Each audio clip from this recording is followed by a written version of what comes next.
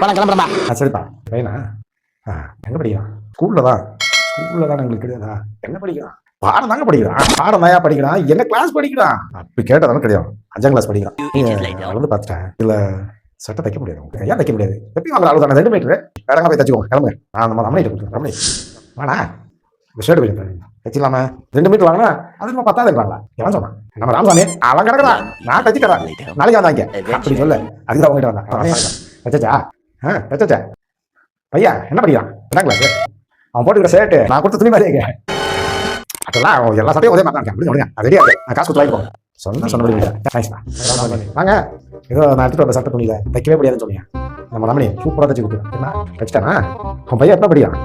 2ஆம் கிளாஸ். அவன் பையன் இப்போ 2ஆவது கிளாஸ் படிக்கிறான்ல, அதே பையன் 5ஆம் கிளாஸ் படிக்கும்போது அதே ரமணி போய் சட்டை தைக்கிறா பார்த்தா அதுன்னு தான் சொல்லு. அது அப்படிதான் போ.